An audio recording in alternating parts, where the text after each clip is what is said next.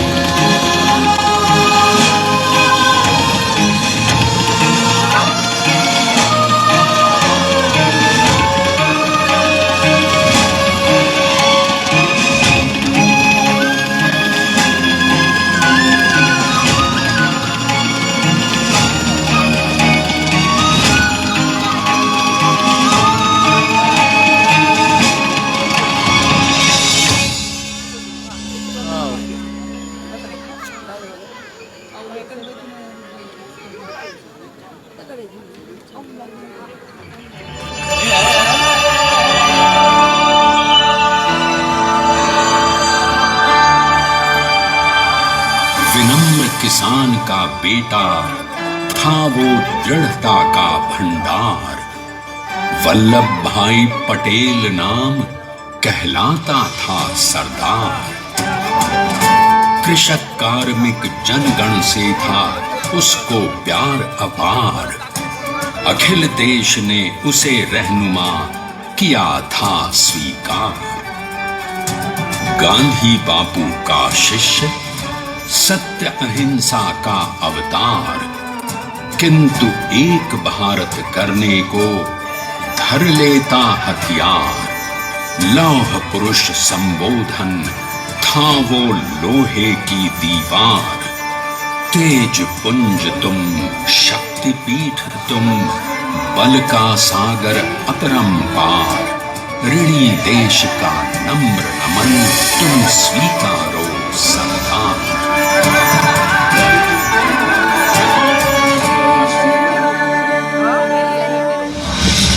1857 में अंग्रेजों को ललकारने वाले पहले स्वतंत्रता संग्राम के एक सक्रिय सिपाही थे झवेर भाई पटेल।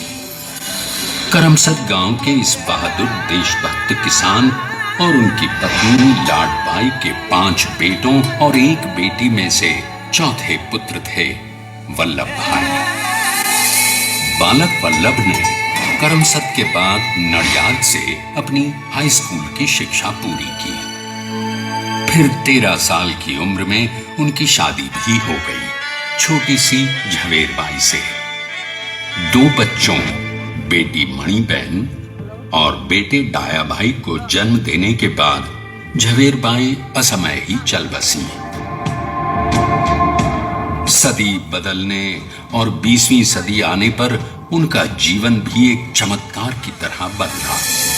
पीटर का इम्तिहान पास करके वो वकालत करने लगे। पहले गोधरा, फिर आणंद और उसके बाद अहमदाबाद में।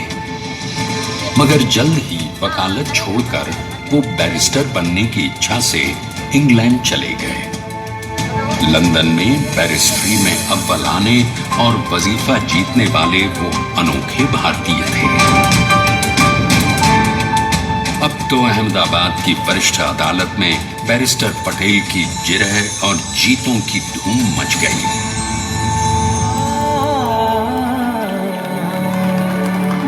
तभी एक युग पुरुष ने वल्लभ भाई के जीवन की धारा ही बदल दी। दक्षिण अफ्रीका में सत्याग्रह के अहिंसक अस्त्र से गोरे शासकों को सबक सिखाकर भारत वापस आए बैरिस्टर मोहनदास करमचंद गांधी से मिलकर वल्लभ भाई ने अपने कुछ बरसों से सीखे विदेशी व्यवहार और संस्कार हमेशा के लिए त्याग दिए और अब वो अपने खेड़ा के किसानों को हक दिलाने के लिए बापू के साथ आंदोलन में कूद पड़े। अब उनके पैरों में जूते नहीं, गांवों की धूल थी। हृदय में भारत भूमि की शस्य श्यामला धरती। मन में थे गांधी और मस्तिष्क में एक नए स्वतंत्र भारत का सपना।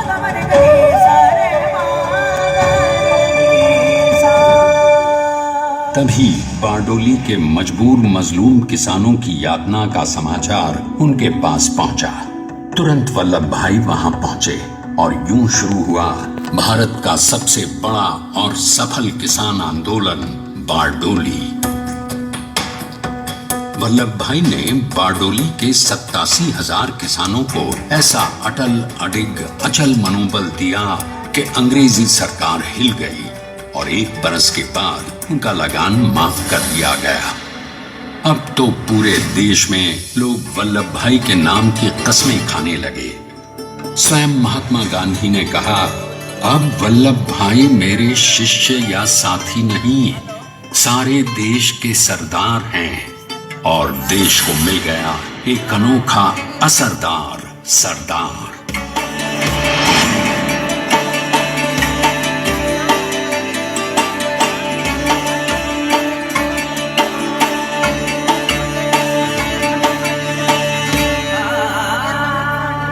सरदार पटेल के नाम और देशभक्ति से अंग्रेज डर कर कांपने लगे। 1930 के नमक सत्याग्रह और दांडी कूच में वो बापू से भी पहले गिरफ्तार किए गए। तो सन 1932 में फिर उन्हें बापू के साथ ही जेल में 2 सालों के लिए डाल दिया गया। मगर आजादी के दीवानों को, स्वतंत्रता के परवानों को कौन गिरफ्तार कर पाया है। जेल से छूटते ही सरदार को कांग्रेस के नए राष्ट्र अध्यक्ष पद पर चुना गया और उनकी सरपरस्ती में राष्ट्रवादी भारतीयों ने तमाम ब्रिटिश सूबों में जीत हासिल कर वहां अपनी स्थानिक सरकारें बनाई। किंतु सरदार का सपना केवल सरकार बनाना नहीं था। उनका स्वप्न तो था एक ऐसे नए भारत का जहां हर रंग, हर रूप, हर जात, मजहब, तबके का हिंदुस्तानी एक साथ मिलकर एक ऐसा नया भारत बना सके जहां पूर्ण स्वराज के साथ सारे समाज को गरीबी, अशिक्षा, छुआछूत से भी आजादी मिल जाए। इसकी पहली रणनीति थी भारत को अंग्रेजों की गुलामी से आजादी, ताकि भारत के लोगों की अपनी सरकार सबके साथ और सबके विकास के लिए काम कर सके। बापू की अगुवाई में अब देश ने अंग्रेजों को अंतिम चेतावनी दे दी, करेंगे या मरेंगे, क्विट इंडिया, अंग्रेजों भारत छोड़ो। बस फिर क्या था, संघर्ष की रणभेरी बची। 3 सालों के लिए सरदार पटेल को भी सत्याग्रही नेताओं के साथ जेल में ठूंस दिया गया। 2 सालों के बाद अंग्रेजों को बापू के सभी शिष्यों और साथियों को छोड़ना पड़ा।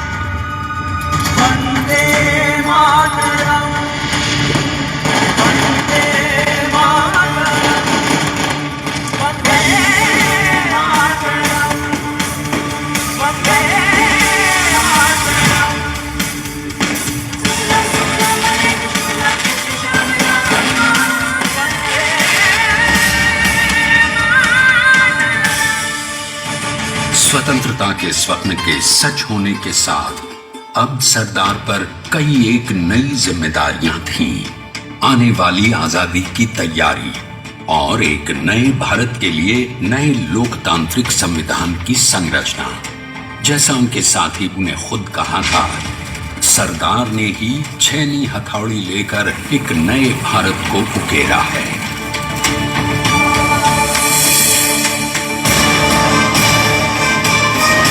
स्वाधीन स्वाधीनता तो प्राप्त हुई, लेकिन खंडित भारत में भी उठते विभाजनवादी अंधकार को अभी दूर करना था।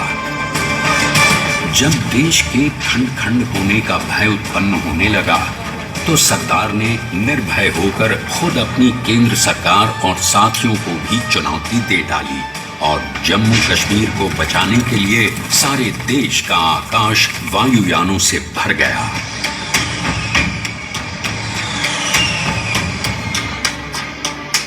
और फिर हैदराबाद और जूनागढ़ के भारत में विलयीकरण को पाकिस्तान से चुनौती मिली। सरदार चाहते थे कि देश की 1 इंच धरती अब और विभाजित नहीं होनी चाहिए। नए भारत को एक करने के लिए समझा बुझाकर मना कर 565 रियासतों को सरदार ने अपनी सूझबूझ सदाशयता संबल से एक नए स्वतंत्र भारत का अभिन्न अंग बना लिया। हमारे इतिहास में अखंड भारत के पुरुषार्थ का ये एक महानतम अध्याय है। जैसा उन्होंने स्वयं कहा था, हमें नए धागों को पुराने ताने बाने में ऐसे पिरोना है कि एक दूसरे में गुंथ जाएं और बेहतरीन बनावट वाला एक नया भारत उभर कर सामने आ सके। अंततः अपने वज्र दृढ़ संकल्प से एक नया विराट विशाल एक भारत श्रेष्ठ भारत बनाकर दिखा ही दिया सरदार ने। संसार के सबसे बड़े प्रजातंत्र के शिल्पी को प्रणाम करने के लिए देश ने बनाया है ये समर्थ स्मारक। स्वाधीन भारत को समर्थ भारत में बदलने वाले सरदार पटेल को समर्पित प्रेरणा तीर्थ भी है।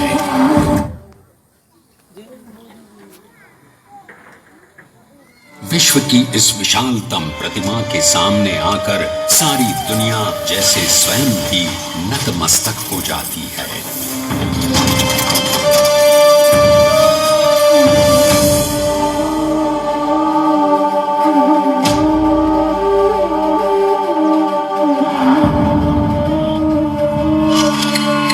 देश को बना गया वो अमिट अटल, उसे न कोई शत्रु दल। चट्टान के समान सा पुरुष प्रबल, पटेल तो स्वदेश का सम्मान है, पटेल तो स्वदेश का सम्मान है, पटेल तो स्वदेश का सम्मान है, पटेल तो स्वदेश का सम्मान है।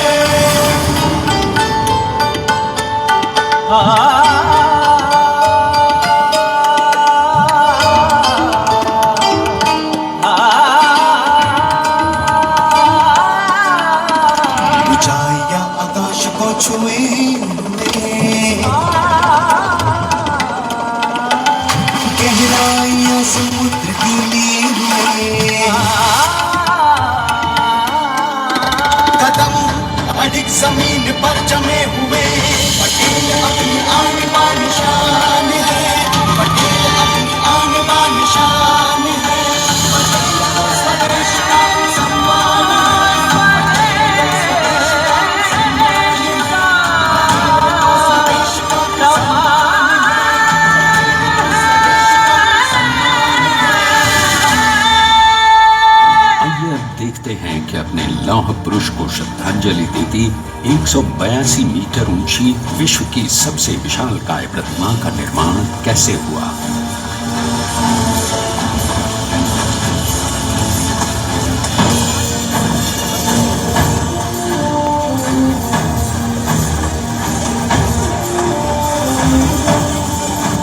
गगन चुंबती इस अद्वितीय अभूतपूर्व प्रतिमा को बनाने के लिए सबसे पहले नदी पर 4,500 क्यूबिक मीटर का राफ्ट बना और फिर सीधा 600 फीट का कंक्रीट का कोर बनाया गया।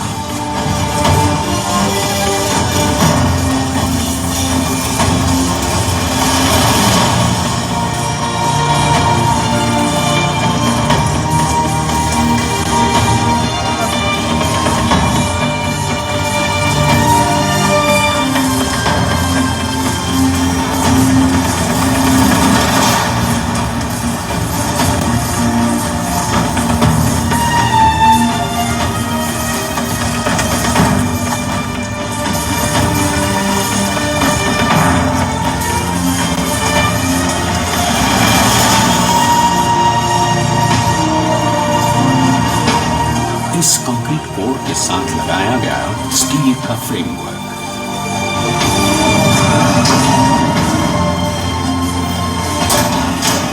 और फिर इस फ्रेमिंग पर 6500 ब्रॉन्ज के पीसेस लगाए गए।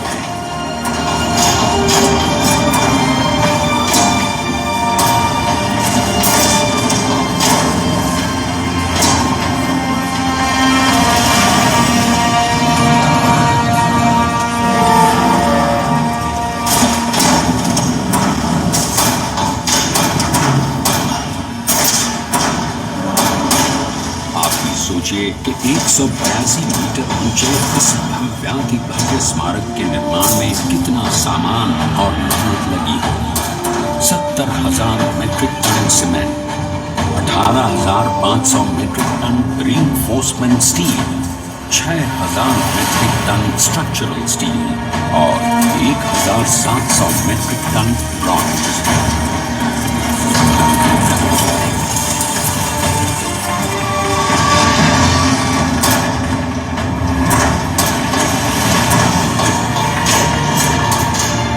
स्टैच्यू ऑफ यूनिटी आज एक वर्ल्ड आइकॉन है और इसे मुमकिन बनाने में एक सेकंड भी ब्रेक लिए बिना देश भर की टीम्स ने 24/7 काम किया। 250 से ज्यादा इंजीनियर्स, 4,500 से ज्यादा स्किल्ड फोर्स और कई लाख मानव दिन। हम गर्व से कह सकते हैं कि कुल मिलाकर स्टैच्यू ऑफ यूनिटी के निर्माण में 95% माल सामान, मजदूर, इंजीनियर्स और एक्सपर्ट्स थे भारतीय। जानते हैं कि 182 मीटर ऊंची इस भव्य प्रतिमा को बनाने में कितना समय लगा?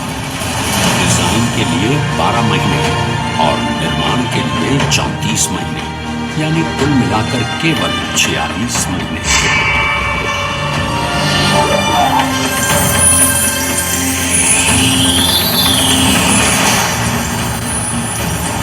और इसी तरह बनी देश के शिल्पकार की एक अनोखी अद्वितीय विशाल प्रतिमा, जो सिर्फ आज ही नहीं बल्कि आने वाले न जाने कितने सालों तक यूं ही चमचमाती रहेगी।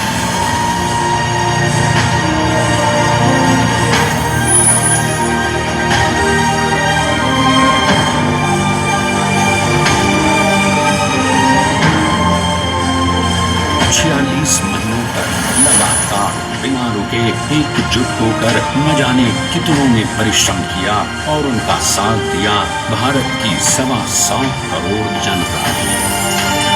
और तभी मुमकिन हो पाया एक ऐतिहासिक निर्माण जो आज कहलाता है भारत की नई पहचान।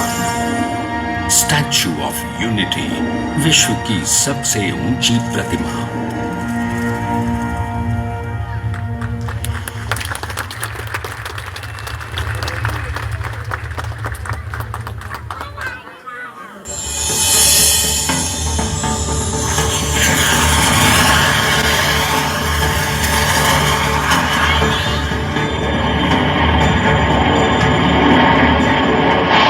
Please stand up for the national anthem.